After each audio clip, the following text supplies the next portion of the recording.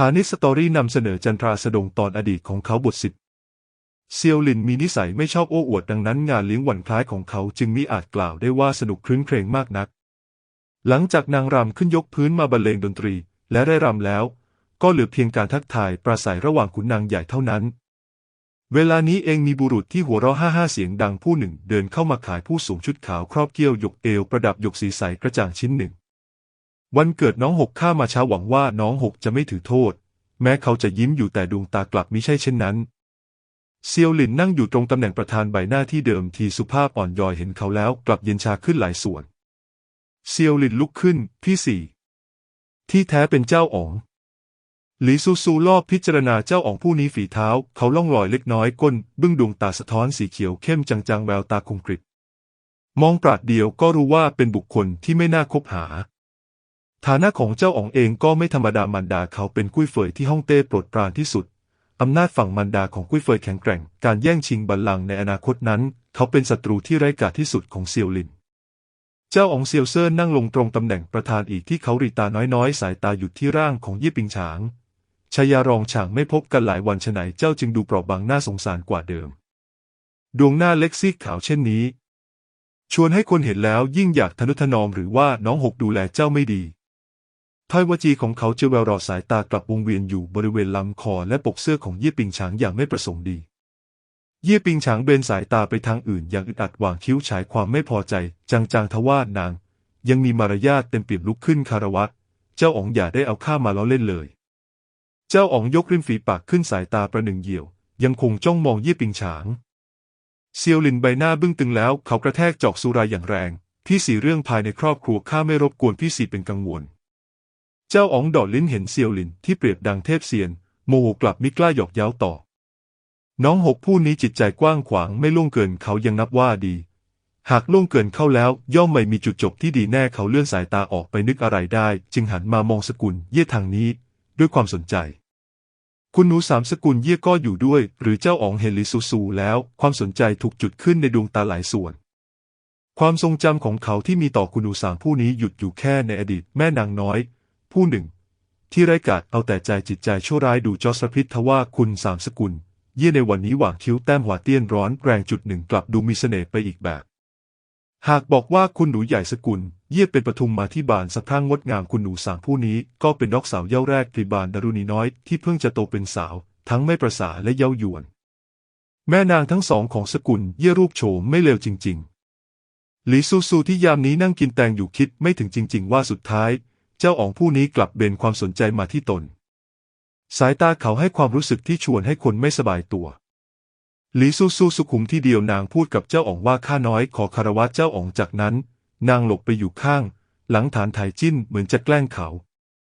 ไปเลยมารร้ายนิสัยเสียเจ้าไปรับหน้าเจ้าอ๋องเถอะ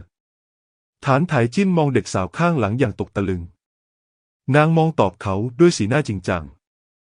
ฐานไถจิ้นแววตาวูบไหวมองนางแวบหนึ่งก่อนจะเผชิญกับสายตาของเจ้าอ๋องแทนนางเจ้าอ๋องยิ้มเจ้าเล่ห์ชื่อจื่อไม่พบกันนานใช้ชีวิตในจวนแม่ทัพสบายกว่าวังเย็นหรือไม่หลีซูซูรู้สึกว่าเจ้าอ๋องผู้นี้เหมือนปูที่เดินวางก้ามไปทั่วมิเพียงบ้าตันหาลามกไอเหี้ยมเกรียม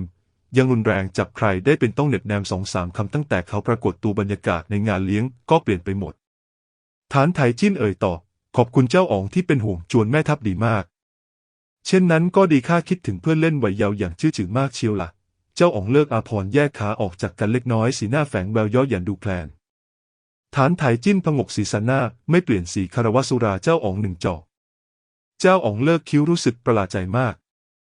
ชื่อจื่อผู้เป็นเฉลยศึกต้อยต่ำผู้นี้เมื่อก่อนตอนมุดลอดหว่างขาเขาไปมือกำดินแน่นจนเส้นเลือดเขียวบนหลังมือปูดโปนขึ้นมาบัดนี้เขาเอ่ยถึงเรื่องนี้เป็นนัยหาหมิ่นชื่อจื่อท่าทีของฐานไถจิ้นกลับนิ่งสงบมากน่าสนใจยิ่งหลีซูซูฟังคำพูดนี้แล้วหัวใจหดเกรงอย่างห้ามไม่อยู่นางคิดถึงคำพูดของมัวในวังคราวก่อนดูเหมือนเหล่าองค์ชายจะกลั่นแกล้งฐานไถจิ้นบ่อยครั้งเพื่อความสำราญเจ้าอ๋องทำอะไรกับฐานไถจิ้นกันแน่นางอดหันไปมองฐานไถจิ้นมิได้พยายามมองให้เห็นเบาะแสบางอย่างแต่กลับเห็นเพียงใบหน้าด้านข้างที่ผอมซูบของเด็กหนุ่มขนตายาวของเขาบดบังดวงตาสีดำท่าทีออกจะราบเรียบเกินไปครั้นเห็นงานเลี้ยงที่สนุกสนานปรองดองบรรยากาศกลับเปลี่ยนเป็นชะงักงันเพราะเจ้าอ๋องขุนนางใหญ่ร่างอ้วนท้วนผู้หนึ่งก็ยิ้มเอ่ย ก่อนหน้านี้ผู้น้อยเพิ่งเดินทางกลับจากชายแดนต้าสย่าได้ของที่น่าสนอย่างหนึ่งมาไม่ทราบว่าท่านอ๋องทั้งสองและใต้เท้าทุกท่านอยากจะชื่นชมร่วมกันหรือไม่ร่างกายเจ้าอ๋องโน้มไปข้างหน้าใต้เท้าหลี่อย่าได้เอาของธรรมดาสามัญมาหลอกข้าเป็นอันขาดเอาออกมาดูเถอะ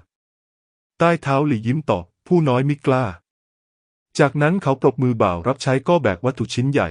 ทรงสี่เหลี่ยมเข้ามามันถูกคลุมด้วยผ้าไหมสีดำมองไม่เห็นว่าข้างในเป็นสิ่งใดใต้เท้าหลี่เดินเข้าไปเลิกผ้าสีดำออกภายในกรงไม่น่าเชื่อว่าจะมีสิงโตที่น่าเกรงขามตัวหนึ่งหมอบอยู่ทุกคนต่างมองหน้ากันพังอีจือพูดขึ้นใต้เท้าหลี่สิงโตแม้พบเห็นไม่บ่อยแต่ก็มิใช่ของหายากอะไรใต้เท้าหลี่หมายความว่าอย่างไรหรือใต้เท้าหลี่ยิ้มจนมองไม่เห็นรอยแยกของดวงตาทุกท่านอย่าเพิ่งร้อนใจละครฉากเด็ดอยู่ข้างหลังเขาหยิบกล่องหยกเท่าฝ่ามือออกมาจากใต้อาภรณ์เปิดฝากล่องและโยนกล่องเข้าไปในกรงขังลิซูซูบังเกิดลางสังหรณ์ที่ไม่ดีนางจ้องกล่องใบนั้นเขม็งพึ่งขนาดเท่าเล็บมือตัวหนึ่งบินออกมาจากในกล่องนี่คือพึ่งอัคคีแดงอย่าเห็นว่ามันตัวเล็กเพียงแค่ตัวเดียว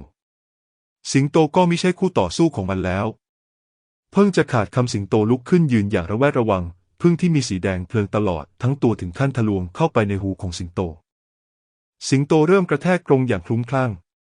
ใต้เท้าหลี่คลี่ยิ้มน้อยๆอึดใจต่อมาสิงโตก็เกร็งกระตุกล้มลงบนพื้นหัวของมันระเบิดออกมันสมองและโลหิตสาดกระจายเต็มพื้นส่วนพึ่งอัคคีแดงที่ก่อนหน้านี้ตัวขนาดเท่าเล็บมือบัดนี้เปลี่ยนเป็นมีขนาดเท่ากำปั้นของบุรุษหนุ่มทุกคนต่างเบิกตาโตสีหน้าของบรรดาแขกสตรีย่ำแย่ใช้ผ้าเช็ดหน้าปิดตากระเพาะรู้สึกปั่นป่วนหลีซูซูวางตะเกียบลงทันใดนี่ใช่ของแปลกประหลาดหายากอะไรที่ใดพึ่งอัคคีแดงนี้เห็นชัดว่าเป็นปีศาจปรากฏบนโลกมนุษย์ได้อย่างไรดังคาดอึดใจต่อมาใต้เท้าหลีที่เดิมที่ท่าทางซื่อตรงเป็นมิตรใบหน้าพลันบิดเบี้ยวทุกท่านชมความคลึกครื้นพอแล้วบัดนี้ไปลงยมโลกอย่างสบายใจเถอะการเปลี่ยนแปลงเกิดขึ้นกระทันหันใต้กรงเหล็กที่ขังสิงโตพึ่งอัคคีแดงหลายสิบตัวพุ่งออกมาทันใดพึ่งอัคคีแดงบินมายังกลุ่มคนเสียงหวีดร้องดังไม่ขาดแม่ทัพใหญ่เยี่ยสีหน้าเปลี่ยนไปอย่างห้ามไม่อยู่เขาชักกระบี่พกออกมาเริ่มขับไล่พึ่งอัคคีแดงที่บินมาทางนี้ทุกคนล้วนเห็นอานุภาพของเจ้าสิ่งนี้แล้วคืนปล่อยให้มันมุดเข้ามาในร่างกายไหนเลยยังจะมีทางรอดเซียวหลินตอบสนองไวกว่ากระบี่ฟันไปที่ลำตัวของพึ่งอัคคีแดงและหันกลับไปสั่งคุ้มกันพระชายารองจากไปบ่าวรับใช้รีบคุ้มครองเย่ปิงฉางและจะพาจากไปเย่ปิงฉางกุมมือเซียวหลินเอ่ยเสียงสั่นว่าท่านอ๋องเซียวหลินสั่งไปเขากระชากเสื้อคลุมตัวใหญ่ของตนเองออกห่อตัวเย่ปิงฉางไว้และผลักตัวนางไปยังสาวใช้เหล่าองครักษ์รีบคุ้มกันเย่ปิงฉางจากไปหลีซูซูเองก็รู้ว่าเกิดปัญหาใหญ่เสียแล้วเดิมที่คิดว่าโลกมนุษย์สงบสุขสุดท้ายมาร่วมงานเลี้ยงวันคล้ายวันเกิดครั้งหนึ่งกลับเห็นสิ่งที่ไม่สมควรปรากฏในแดนมนุษย์เข้าแม่ทัพใหญ่เย่แม้วิชายุทธจะไม่เลวแต่ถึงอย่างไรก็เป็นคนธรรมดาเลยจะเคยพบเจอพึ่งอัคคีแดงที่แปลกประหลาดและโหดเหี้ยมเช่นนี้พึ่งอัคคีแดงปราดเปรียวยิ่งเยี่ยวเซี่ยวไล่ตามอย่างกินแรงในงานเลี้ยงมีเสียงร้องโหยหวนดังไม่หยุดหลังจากพึ่งอัคคีแดงได้ทะลวงผ่านร่างกายคนลำตัวก็มีขนาดใหญ่ขึ้นทุกทีครั้นเห็นพึ่งอัคคีแดงตัวหนึ่งกำลังจะมุดเข้าไปในศีรษะของทัพใหญ่เย่กระบี่วาวับเล่มหนึ่งฟันพึ่งอัคคีแดงจนขาดเป็นสองท่อนเย่เซี่ยวหันกลับไปเห็นในตาเฉียบคมงดงามคู่หนึ่งซีอู้หลีซูซูไม่มีเวลาสนใจว่าท่านพ่อแม่ทัพจะคิดอย่างไรนางบิดข้อมือตวัดกระบี่เป็นลวดลายขวางอยู่เบื้องหน้าท่านพ่อพวกเราต้องรีบไปหากรอให้พึ่งอัคคีแดงตัวใหญ่ขึ้นเรื่อยๆจะยิ่งรับมือไม่ง่ายเยี่ยวเซี่ยวหัวใจจมดิ่งแต่กลับสามารถแยกแยะหนักเบาได้อย่างรวดเร็วจึงถอยไปนอกประตูเจ้าสิ่งนี้หาใช่สิ่งที่มนุษย์สามารถรับมือได้จริงๆพึ่งอัคคีแดงเกือบ10ตัวบินสเปซปับไปมาไม่ง่ายเลยกว่าลิซูซูจะแทงมันตายได้ตัวหนึ่งพอหันกลับไปเห็นแม่ทัพใหญ่เย่ถอยไปถึงข้างประตูใหญ่แล้วนางยังไม่ทันได้โล่งอกหันมาอีกทีกลับพบว่าฐานไถจิ้นหายไปลิซูซูตกใจในใจบังเกิดความลนลานหากเกิดอะไรขึ้นกับเขานางก็ไม่ต้องมีชีวิตอยู่แล้วสามพิภพก็ใกล้จบสิ้นเต็มทีหันหน้าไปเพียงอึดใจเดียวพึ่งอัคคีแดงตัวหนึ่งบินตรงเข้ามาหานางยามนี้เองข้อมือก็ถูกคนคว้าจับกระทันหันหลีซูซูร้องออกมาอย่างประหลาดใจสิทธิ์พี่ใหญ่เซียวหลินขมวดคิ้วไม่เข้าใจว่าเหตุใดเย่ซีอู้ตรงหน้าถึงเรียกตนเช่นนี้มัวยืนเมื่ออยู่ใยรีบไปเร็วแม้เขาจะไม่ชอบคุณหนูสามแต่เห็นคนตายใช่ว่าจะไม่ช่วยเหลือ ประกายกระบี่ของเซียวหลินแตกต่างจากท่าทีสุภาพถ่อมตนของเขาโดยสิ้นเชิงกระบี่เขาเจรัศมีเย็นเยียบจางๆตัดแสงผ่าเงาเฉียบขาดฉับไวพึ่งอัคคีแดงเห็นเขาไม่น่าล่วงเกินก็ถึงขั้นไม่กล้าเข้าใกล้เขาต่างพากันบินหนีไปหลีซูซูถูกเซี่ยวหลินช่วยชีวิตไว้โดยไม่ทันตั้งตัวในใจเกิดความประทับใจสิทธิ์ที่ใหญ่ไม่เคยเปลี่ยนไปเลยองครักษ์ลับในจวนออกโรงสถานการณ์ดีขึ้นไม่น้อยแต่ยังคงมีพึ่งอัคคีแดงดูดซาบพลังจากร่างกายมนุษย์ลำตัวใหญ่ขึ้นเรื่อยๆหลีซูซูถือกระบี่ไม่ห่วงตนเองมุ่งหน้าไปยังบริเวณที่กลุ่มคนโกลาหลวุ่นวายนางร้อนรนกระวนกระวายใจฐานไถจิ้นเล่าเขาหายไปที่ใดคงมิใช่เกิดเรื่องขึ้นจริงๆกระมังครั้นเห็นข้างหน้ามีบุรุษผู้หนึ่งถูกพึ่งอัคคีแดงตัวเท่าเด็กทารกไล่จนมุมหลีซูซูก็ไม่เสียเวลาคิดหมุนตัวแทงกระบี่ออกไปทันทีเคล็ดกระบี่ชิงหงถูกนางนำออกมาใช้อย่างเต็มที่พึ่งอัคคีแดงตัวนั้นถูกฟันปีกและตัดหัวทันทีหลีซูซูถึงได้เห็นว่าผู้ที่เกือบจะเคราะห์ร้ายเป็นใครชายหนุ่มมองนางด้วยความตื่นตระหนกไม่หายที่แท้เป็นผังอีจือผังอีจือสำนวนโมหะโดดเด่นแต่กลับไม่เจนจัดวิชายุทธเขามองหลีซูซูอย่างอึกอักฝีปากที่คมกริบไร้กาจเสมอมายามนี้ออกจะไม่ฟังคำสั่งอยู่บ้างเจ้ากวาเตี้ยนงดงามบนหน้าผากของเด็กสาวเลือนหายไปแล้วทว่าในตาที่ดำเขาตัดกันชัดเจนคู่นั้นของนางกลับเฉิดฉันจนน่าตกใจประหนึ่งสีสันที่ลุกไหม้ขึ้นมาหลีซูซูเบ้ปากใต้เท้าผังยังไม่รีบหนีเอาชีวิตรอดอีกเขาจะเอาแต่จ้องนางด้วยเหตุใดกันบนหน้านางมีบุปผาพยาบาลหรือไรผังอีจือสีหน้าสับสนหันกายหมายจะวิ่งหนีหลีซูซูดึงแขนเสื้อเขาไว้กระทันหันช้าก่อนท่านเห็นฐานไถจิ้นบ้างหรือไม่ชื่อจือหรือเขาหลุกตามองดวงหน้าเล็กมอมแมมที่ช้อนตามองตนอย่างกระตือรือร้นเด็กสาวถือกระบี่สองตาสุกสว่างเด็ดเดี่ยวหัวใจของผังอีจือกระตุกว่ารีบแกะมือนุ่มนิ่มของนางออกเบนสายตาไปทางอื่นไม่เห็นเย่ปิงฉางถูกองครักษ์ลับคุ้มกันหนีเข้าไปในจวนอ๋องพวกเขาตัดผ่านภูเขาจำลองเบารับใช้พลันหวีดร้องออกมาเย่ปิงฉางหันกลับไปก็เห็นพึ่งอัคคีแดงพุ่งออกมาจากร่างของเบารับใช้กระโจนเข้าใส่ตนอย่างดุดันเหล่าองครักษ์ร้อนใจพระชายารองฉางเขารีบเข้าไปขวางหน้าเสียดายที่ไม่เคยพบเจอสัตว์ประหลาดเช่นนี้มาก่อนทักษะฝีมือมิอาจใช้การได้โดยสิ้นเชิงองครักษ์เบิกตาโตพึ่งอัคคีแดงทะลวงผ่านร่างกายเขาพึ่งอัคคีแดงบินเข้ามาเหล่าองครักษ์ล้มลงทีและคนองครักษ์ลับที่คอยคุ้มกันเย่ปิงฉางไม่รู้หายไปที่ใดเย่ปิงฉางสะดุดก้อนหินและล้มลงบนพื้นในใจนางทั้งตระหนกทั้งสิ้นหวังหรือว่าวันนี้จะต้องตายอยู่ท่ามกลางวงล้อมของสัตว์ประหลาดเหล่านี้จริงๆสัตว์ประหลาดตรงหน้าตัวนี้ใหญ่เป็นครึ่งหนึ่งของร่างกายของชายชะกันแค่มองดูนางก็ตกใจจนจะเป็นลมแล้วเย่ปิงฉางขยับถอยหลังด้วยใบหน้าซีดเผือดอึดใจต่อมาเบื้องหน้านางปรากฏชายเสื้อสีน้ำเงินอมเขียวเย่ปิงฉางเงยหน้าด้วยความประหลาดใจยังไม่ทันมองเห็นผู้มาอย่างชัดเจนเบื้องหน้าก็มืดสนิทสูญสิ้นสติไปแล้วเด็กหนุ่มยกมือขึ้นคว้าจับพึ่งอัคคีแดงตัวมหึมาพึ่งอัคคีแดงที่เมื่อครู่ฆ่าคนอย่างเหิมเกริมถูกเขากำหนดไว้มันกลับเริ่มตัวสั่นอย่างหวาดหวั่นฐานไถจิ้นเอียงศีรษะหัวเราะหนึ่งทีเขาเอ่ยด้วยน้ำเสียงเนิบช้าว่าจะฆ่าใครก็ได้แต่เจ้าไม่ควรแต่ต้องนางมือขวาที่แห้งแตกของเขากำหนดของมันแน่นโลหิตสัมผัสถูกพึ่งอัคคีแดงมันแผดเสียงร้องประหลาดแหลมสูงเพียงครู่เดียวก็แปรเปลี่ยนเป็นของเหลวเหม็นโชกองหนึ่งรอยยิ้มบนหน้าของฐานไถจิ้นหายไปเขามองของเหลวสีแดงเพลิงบนพื้นอย่างเย็นชาฐานไถจิ้นหมุนตัวกลับไปอุ้มหญิงสาวข้างภูเขาจำลองขึ้นมาอย่างแผ่วเบาเย่ปิงฉางพิงซบแผงอกที่มีกล้ามเนื้อบางๆของเด็กหนุ่มฐานไถจิ้นพาเย่ปิงฉางไปส่งที่ข้างต้นหลิวริมทะเลสาบจับมือขวาแบบบางของนางขึ้นมาปาดเลือดของตนเองลงบนข้อมือนางเขาทำเรื่องทั้งหมดนี้อย่างไม่รีบร้อนเสร็จแล้วจึงเดินกลับไปตามทางเดิมอย่างวางใจ